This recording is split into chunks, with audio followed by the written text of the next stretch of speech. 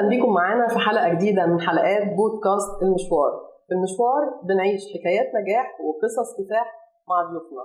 مشوارنا النهاردة هنمشي مع كاتبة وأديبة وأستاذة للأدب الإنجليزي، ونقدر نقول عليها بنت الوز عوام لأنها والدها من أحد وأهم وأكبر رموز الأدب العربي. ضيفتنا النهاردة اللي هنمشي معاها المشوار هي الدكتورة نسمة يوسف إدريس. نرحب بحضرتك معانا. حضرتك جاهزة نبتدي المشوار؟ إن شاء الله. الدكتورة نسمة، حضرتك خريجة كلية الآداب قسم إنجليزي، وخدتي الماجستير من الجامعة الأمريكية، وبعدين حصلتي على الدكتوراه بعد كده من أمريكا. إمتى بدأتي؟ أمريكا ومصر. إمتى بدأتي تحسي إن أنت قادرة إن أنت تبتدي مشوار الأدب؟ وهل ده كان بدافع شخصي ولا كان في عوامل خارجية مؤثرة على اختيارك؟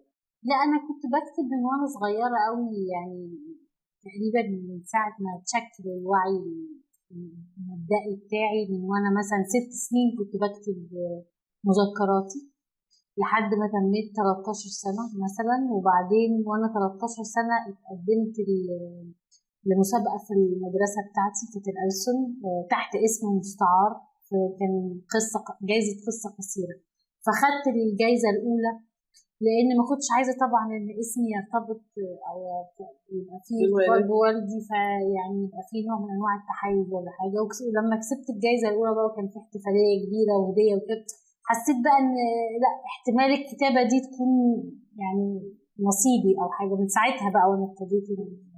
طب أنت الدكتور يوسف إدريس حس فيكي بان في مشروع كاتبه واديبه؟ برضه من وانا صغيره جدا، لان انا كنت بكتب يعني يمكن 16، هو توفى وانا 18 سنه. فمن وانا 13 سنه بكتب مقتطفات قصص قصيره، بكتب مثلا زي ما تقولي ومضات كده، موقف، حاجه حصلت، حاجات كده، واقراها له. كنت دايما اقراها له. كان بيطلع، كان ايه رايه في كتاباتك؟ لا، كان بيعجبه جدا، وكان بيتضايق جدا لان كان بيقول لي شكل كده تطلعي كاتبه ودي مش احسن حاجه ممكن تعمليها في حياتك، هتتعبك جدا. طب هل وجودك في بيت بيعيش فيه اديب بحجم الاديب يوسف ادريس هو السبب اللي خلاكي تعشقي الكتابه والادب؟ بصي، قطعا المناخ اللي الواحد يعني بيشب عليه او بيتربى فيه اكيد بيتاثر بيه. يعني لو الواحد مثلا والده ممثل غصب عنه بيطلع يلاقي نفسه غاوي تمثيل، لو محامي بيلاقي نفسه. فبالذات الاب بيكون زي ما تقولي رول موديل، او يعني المثل الاعلى للبنت بالذات. فاحتمال يكون ان انا مثلا شايفه شغلته لذيذه طول النهار، بيكلم نفسه، ما بيخرجش بره البيت كتير، كل حاجه من البيت، بيبقى فيها في الاول نوع من انواع التقليد. بس لو ما كانش فيه موهبه للشخص نفسه اللي بيكتب يبقى مش هتستمر. فواضح ان في موهبه، هي في الجينات بقى. بالظبط. طب هل في كتاب وادباء تانيين حضرتك اتاثرتي بيهم غير الوالد؟ طبعا، انا اصلا دارسه ادب مقارن، فدرست كل الكتاب العالميين والمصريين والافارقه والعرب واللاتين امريكان، في كتير اتاثرت بيهم الحقيقه، يعني كاتبات كمان اكتر. زي مين؟ يعني مثلا عندك سيلفيا بلاث بتاعت الويفز دي كاتبه وشاعره امريكيه، والغريب ان كلهم انتحروا، ربنا يستر. مش عارفه، فيرجينيا وولف سيدات اللي اتاثرت بيهم، معظمهم سيدات. يعني بحب طريقه ما الستات بتكتب، تحيز للمراه. يعني بحس ان هي بتكتب حاسه بالمراه، ولو ان مثلا احسن في رايي، يعني ان احسن قصه فيمينست اتكتبت هي تولستوي بتاعت انا كارينين. يعني برضه في رجاله وبيت الدنيا، صحيح بيت الدنيا، لكن الكتابات النسائيه هي اللي بتمس قلبي. يمكن انا متحيزه. مشوارنا لسه ما خلصش، ولسه في محطات كتير هنعيشها مع ضيفتنا دكتورة نسمة يوسف إدريس. انتظرونا، لسه في حكايات كتير بعد الفاصل.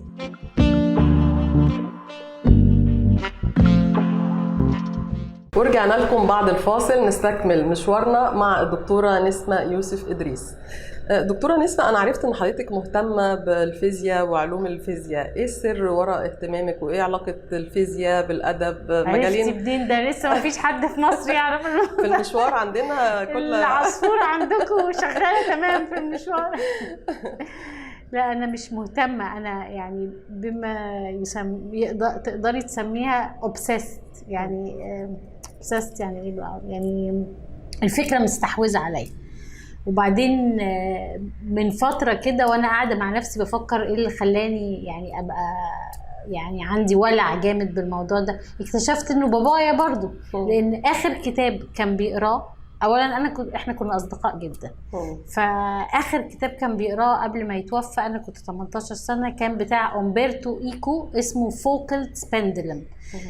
ده كان عن فوكلت بندلم، دي مش عارفه ازاي اشرحها بالعربي، بس هو بندلم اعتقد اللي هو البندول، فكان كله فيزياء ونظريات علميه وحاجات كده. فبقول له بابا يعني انت كاتب ايه اللي المفروض تقرا ادب؟ قال لي لا هو ده المستقبل. المستقبل هو كله في الفيزياء والكوانتم فيزيكس ونظريه النسبيه وكده.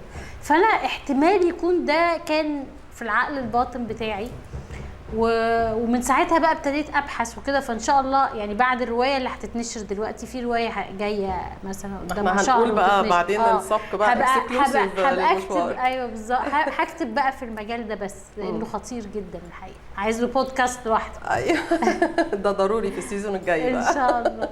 طيب لو رجعنا لطفولتك، هل بتشوفي ان طفولتك كانت طفوله غير عاديه لانك ليكي اب غير عادي، يعني كانت طفوله استثنائيه؟ وانا جواها كنت فاكره انها عاديه، بس بعد كده لما كبرت وشفت اطفال تانية وشفت ولادي وبيعيشوا ازاي وكده، لا اكتشفت ان مش الطفوله بس، هي حياتي كلها مش عاديه، بس طبعا جزء كبير بسبب الطفوله. طبعا مهنه الاب ككاتب غير اي مهنه تانية. بقول لحضرتك ممكن تخشي تلاقيه بيكلم شخصيات مش موجوده، يعني ما عندوش نمطيه في مواعيد العمل، رايح فين وجاي منين. هو طبعا كان بيروح الاهرام ويرجع وكده، بس ساعات ما بيروحش. فما انا يعني حتى ما اقول في المدرسه انا بابايا كاتب، يعني ما فيش ولا حد اعرفه لحد ما اتخرجت من الجامعه بابايا شغلته كاتب. فطبعا كل حاجه كانت مش عاديه، بس كمان كانت جميله، يعني مدياني بعد تاني غير بقيه الناس. يعني في اختلاف، حاسه جواكي في اختلاف وفي اعمق، يعني في تجربه اعمق للابوه وللبنوه وللحياه كلها.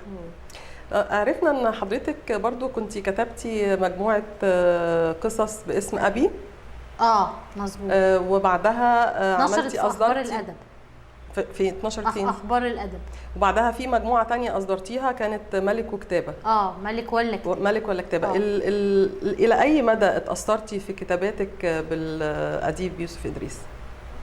لا لو الجمهور طبعا هو اللي يحدد، يعني كاسلوب ما اظنش انهم قريبين من بعض، بس ممكن كروح.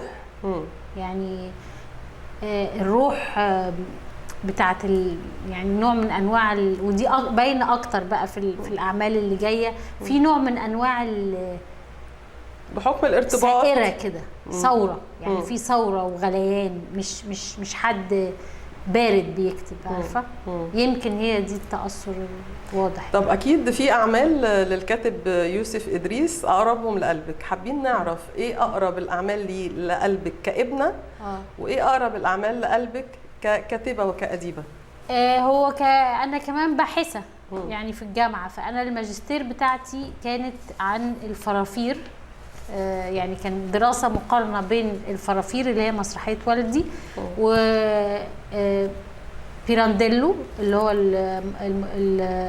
المسرحي الإيطالياني، 6 شخصيات يبحثون عن مؤلف. فأنا في مجال المسرح الفرافير بعشقها، يعني بشوف إنها حاجة عالمية وما خدتش حقها بصراحة في مصر. في المجال الأدبي طبعا القصص القصيرة قمة، يعني مش شايفاها حاجة. هل في قصة معينة بتلمس قلبك؟ بحب قوي نظرة، لأن وقت ما كتبها هو كان في الخمسينات، وهي البطلة بنت صغيرة يعني بتشتغل في البيت وشايلة على دماغها كحك وبتشوف الولاد بيلعبوا كورة وكده. فبحس ان اللقطة دي يعني حاجة لذيذة قوي منه، انه ياخد باله من حتة يعني دي بالذات قريبة لقلبي قوي، نظرة. وطبعا بيت من لحم لغه الاي اي. في كمان قصه قصيره خطيره جدا وفيري مودرن، يعني تنفع اليومين دول.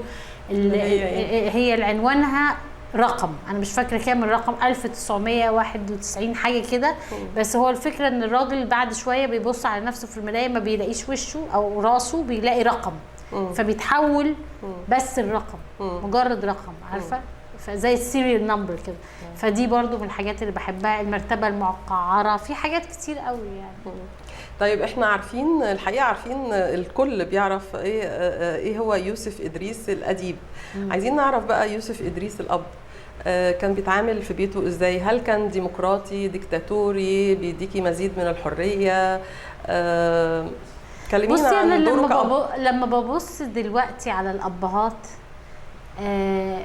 بعرف قد ايه انا كنت محظوظه، لان هو كان البني ادم ما بيتجزأش، فهو كان فنان، كفنان كان شغوف جدا، يعني بيعمل كل حاجه بقلبه قوي.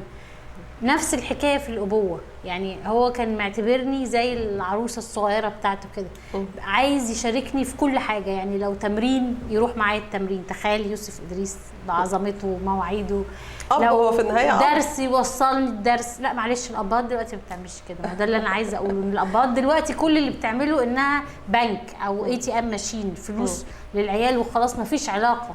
انما لا، ده كان يقصد. وحتى اقول له بابا مش معقول، يعني دروس GCE كنت يطلعني الدرس ويستنى في العربيه، انا فاكره ساعتين مثلا او ساعه ونص، اقول له بابا لا ما تتعبش نفسك، يقول لي لا انا بحب ابقى معاكي. ده حب زياده وحرص واهتمام. لا، هو وعي وثقافه بان دي لحظات ما بتتعوضش، وفعلا ما اتعوضتش، ان بعد كده هو راح. وحتى لو ما كانش راح يمكن كنت انا اتجوزت مثلا، او فهي اللحظات دي. فانا بعتبر نفسي يعني محظوظه جدا ان انا كان ليا اب زي ده، مش اي اب بيشاركني في كل اوقات حياتي، فده برضو ضاف لي بعد جميل. وهو كان اب لذيذ جدا، واكتر ما يميزه خفه دمه.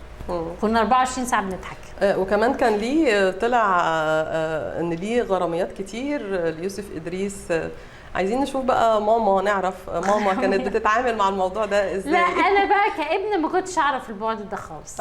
خالص ما يعني كل اللي كنت بشوفه جزء خفي غريب جدا، ان هو زوج غيور جدا على امه. ده بقى اللي الناس ما تعرفوش، يعني عمرها ما كلمته على ستات ابدا، ولا لميته. شائعات الغراميات دي ما كانتش بتاثر او لا هي كانت عارفه ان في معجبات كتير، وده مش ذنبه، هو راجل كاريزماتيك وشكله حلو، ممكن يجامل واحده بكلمه تقول لك ده بيحبني. دي مشكلتهم. طب وايه دور ماما اللي لعبته بقى مع الوالد؟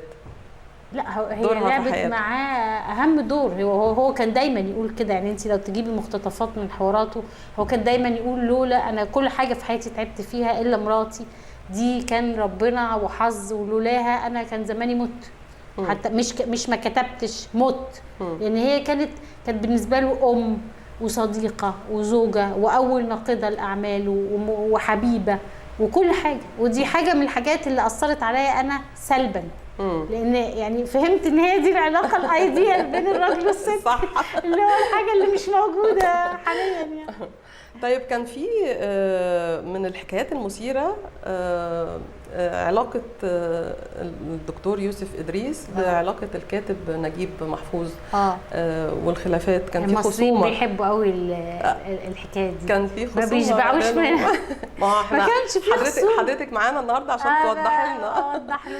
لا ما كانش في خصومه. اولا الجيل ده كان جيل جميل جدا، لانه بيحمل الروح الحقيقيه لمصر، لان كل مفكر منهم سواء احسان عبد القدوس، نجيب محفوظ، توفيق الحكيم، انيس منصور، ابويا، كان كل واحد له نكهه وطعم ولون وفكر، وفي نفس الوقت بيحترموا قوي افكار بعض، وما فيش اي اجاره على بعض ولا يعني مهذبين جدا مع بعض، وفي مساحه من الاحترام. لكن كان في غيره ادبيه ومنافسه وغيره ادبيه. لا هم كانوا مختلفين تماما. هي الفكره اللي حصلت ان موضوع نوبل ده طبعا لو احنا اولا هم كانوا حتى جايه هنتكلم بس هم اصلا ما كانوش اصدقاء خالص، لان والدي يعتبر شخصيه كوزموبوليتان، اللي هو بتاع العالم، يحب يلف العالم، اصحابه من اكسنتريك من كل حته، دكاتره على فنانين على رسامين على مش عارفه ايه، على ممكن يجرب حاجات. نجيب محفوظ كان كل مشاويره بمناسبه المشوار متقدره ومكتوبه ومحسومه قبلها بسنه. ما بيخرجش عن الاطار ده، هو عايش في فريم. انا ابويا عايش بس عشان يكسر الفريم، فهم there was no meeting point، ما فيش اي حاجه بيتقابلوا فيها غير انهم الاثنين موهوبين جدا.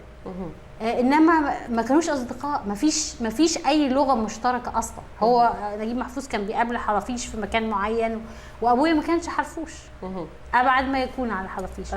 فما يعني ما كانش في حاجه، انما احترام وكل، زائد ان مثلا مرات نجيب محفوظ مختلفه جدا عن والدتي، فكان ممكن مثلا احسان عبد القدوس ووالدي ومراتاتهم كانوا صحاب جدا، مش فاكره على المستوى العائلي، ويسافروا مع بعض، بهاء الدين الكاتب، وكانوا يسافروا مع بعض ويروحوا لندن ومش عارفه. انما نجيب محفوظ ما كانش بيسافر قوي مع الاسره، فما فيش حاجه. الحقيقه مشوارنا لسه ما خلصش ولسه مكملين، وعندنا حكايات كتير مع دكتوره نسمة يوسف إدريس هنستكملها بعد الفاصل.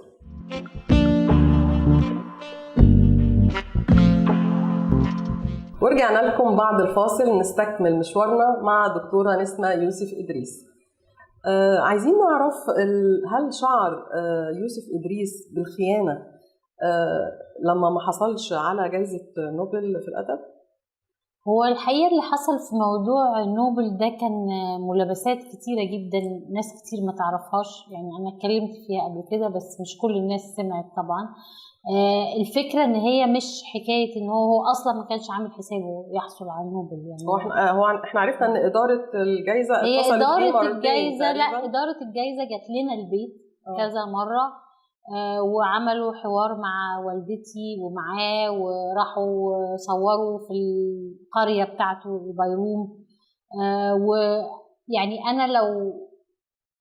انا كنت صغيرة بس فاكرة كويس قوي ان من اللي عملوه كأنها كانت يعني خدعة أو مؤامرة يفهموه إن أنت اللي واخد نوبل. أصلا ما قالولوش إن في أي حد من العالم العربي مرشح، وهو ولا طلبها ولا حاجة. ما أنت عارفة الجوائز أنت بتطلبيهاش، أنت بتترشحي ليه، هو ما قدمش. أيوة. فكذا مرة عملوا الموضوع ده 2 ورا بعض، السنة الثانية أو 3 سنين ورا بعض. فالسنة الثانية أو الثالثة برضو نفس الحكاية، جم واتكلموا معاه، وأظن طلبوا منه يروح السويد وصور وأحاديث،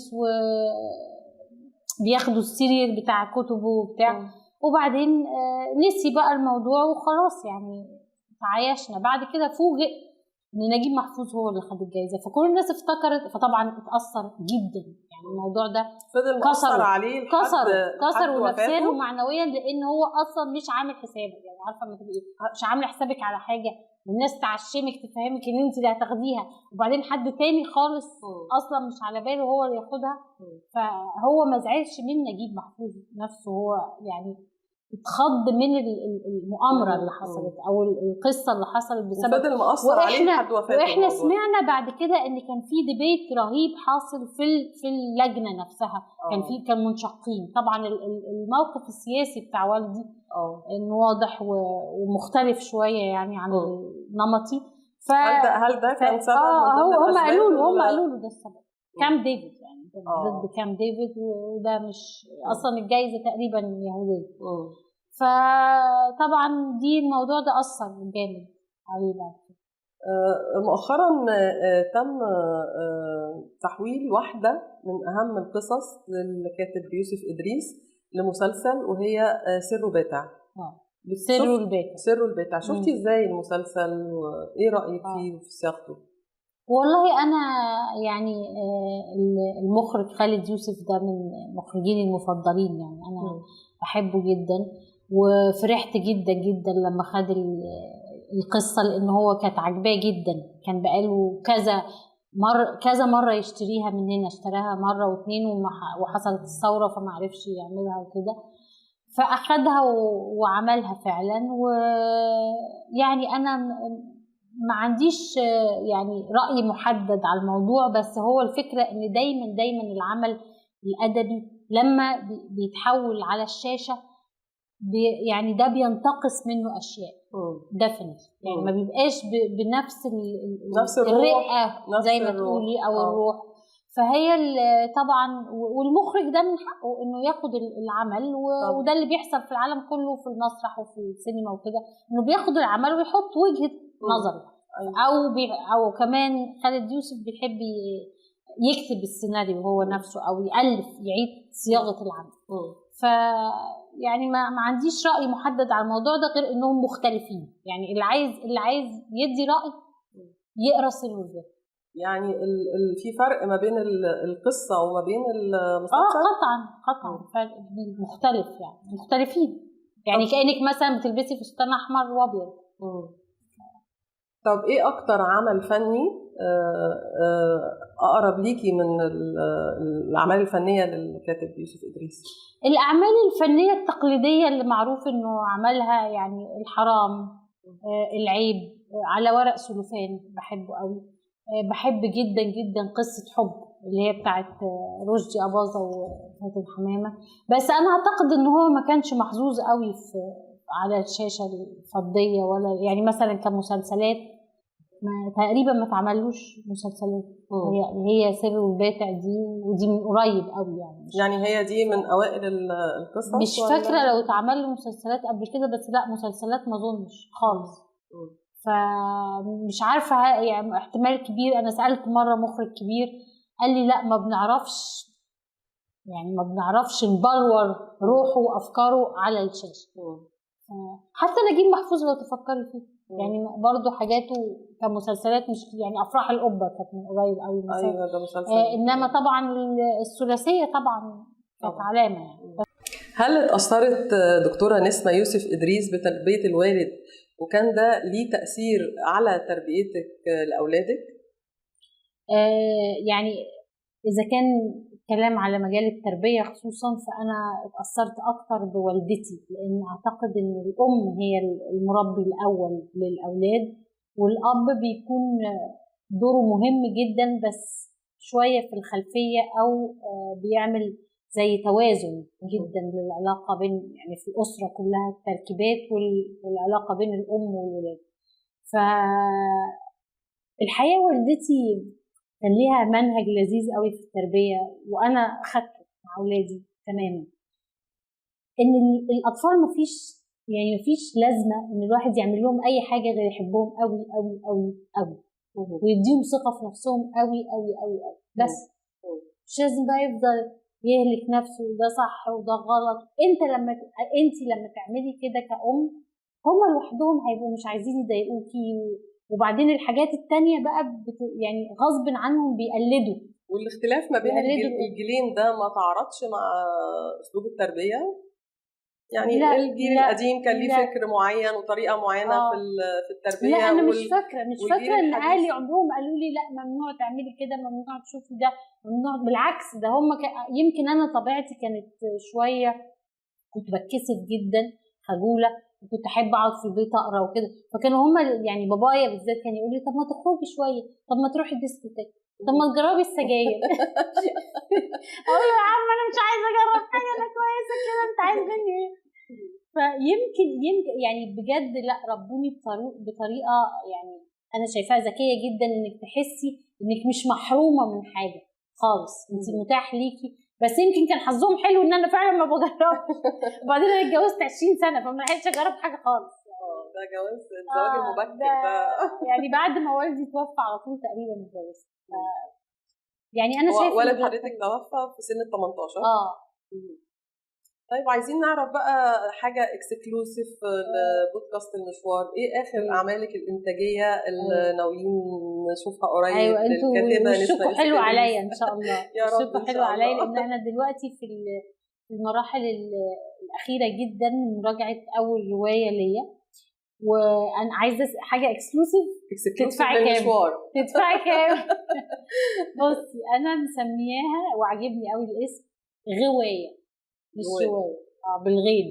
لاني يعني كاتباها او بقول ان الروايه فن الغوايه، انك تغوي القارئ الى ان يعني من اول كلمه الى ان يوصل لاخر كلمه، وتغويه العالم كده سحري هو بتاع المنطقه دي بس.